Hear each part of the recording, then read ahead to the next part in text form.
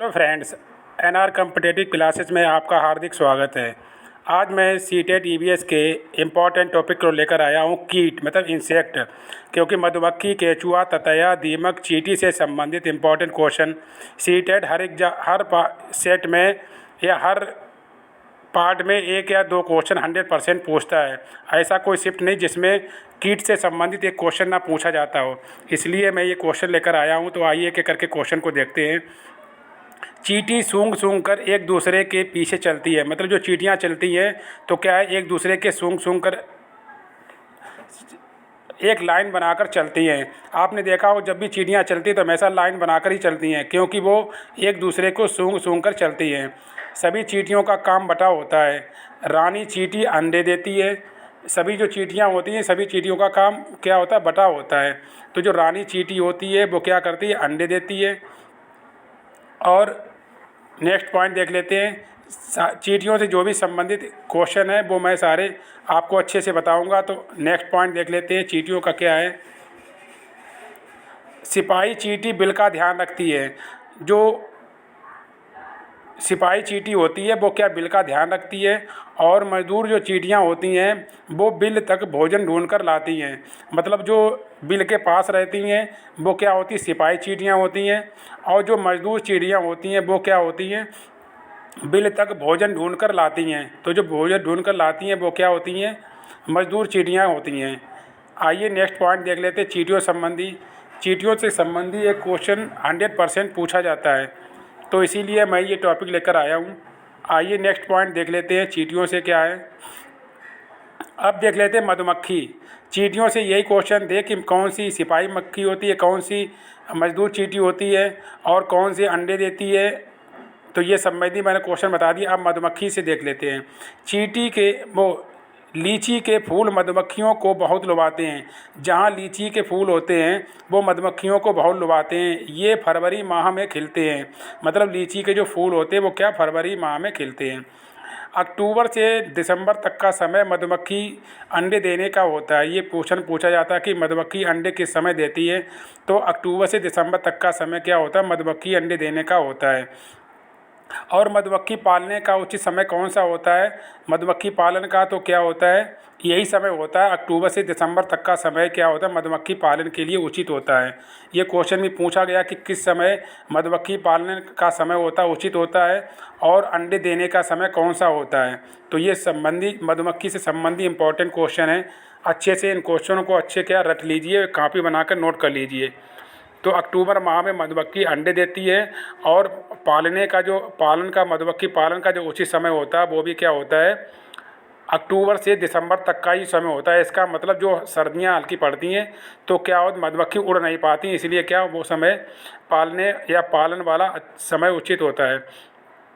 मधुमक्खियाँ एक समूह में कार्य करती हैं। जहाँ भी मधुमक्खी जाती हैं बहुत सारी इकट्ठा ही जाती हैं, इसीलिए क्या एक समूह में कार्य करती हैं। छत्ते में एक रानी मधुमक्खी होती है जो अंडे देती है। मतलब हर छत्ते में एक रानी मधुमक्खी होती है जो क्या सिर्फ अंडे ही देती है और कोई कार्य नहीं होता, क्या सिर्फ अंडे देने का उनका कार्य होता है। छत्ते में कुछ नर मक्खियाँ भी होती हैं। कुछ क्या मादा होती हैं, कुछ क्या होती हैं, नर मक्खियाँ होती हैं। वे दिन भर काम करती हैं और शहद के लिए फूलों से रस ढूंढ कर लाती हैं। छत्ते में कुछ नर मक्खियाँ होती हैं, उनका काम क्या होता है कि शहद के लिए फूलों से रस ढूंढ कर लाती हैं। ये क्या है, नर मक्खियों का काम होता है। जब किसी मधुमक्खी को रस मिल जाता है तो वह एक तरह का नाच करने लगती हैं।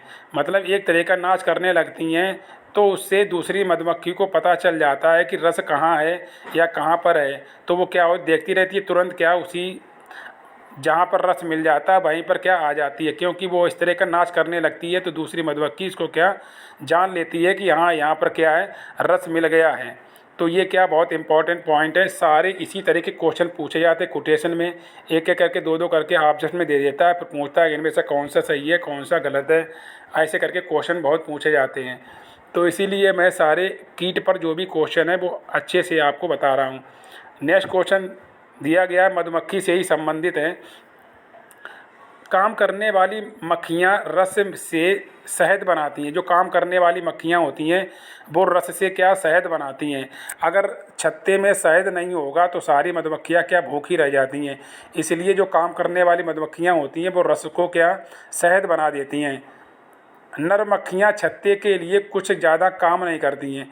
जो नर मक्खियाँ होती हैं वो छत्ते के लिए ज़्यादा कुछ कार्य नहीं करती हैं, सिर्फ क्या करती हैं, इधर उधर से क्या शहद ढूंढ कर लाती हैं। तो ये सब मधुमक्खियों से इम्पोर्टेंट क्वेश्चन है, बहुत एग्जाम में पूछे आते तो अच्छे से क्या एक एक करके नोट कर लीजिए। मैंने जानवर से क्वेश्चन बताए आपको, मधुमक्खियों से बताए, पक्षियों से संबंधी करा चुका हूँ क्वेश्चन, सारे टॉपिक कराऊंगा। जब तक एग्ज़ाम होगा अच्छे से आपको रटा दूंगा। तो एक एक करके क्वेश्चन को, टॉपिक को नोट करते रहिए। अब नेक्स्ट पॉइंट देख लेते हैं, दीमक। दीमक और ततैया भी मधुमक्खियों की तरह एक कॉलोनी में रहती हैं। मतलब दीमक जो भी होती है, दीमक होंगी, एक दीमक कभी नहीं में, जहाँ भी दीमक होती बहुत सारी इकट्ठा होती हैं। इसी प्रकार ततैया भी होती है, वो भी क्या होती है, मधुमक्खी की तरह ततैया होती है, वो भी क्या होती है, दीमक की तरह इकट्ठा ही रहती हैं।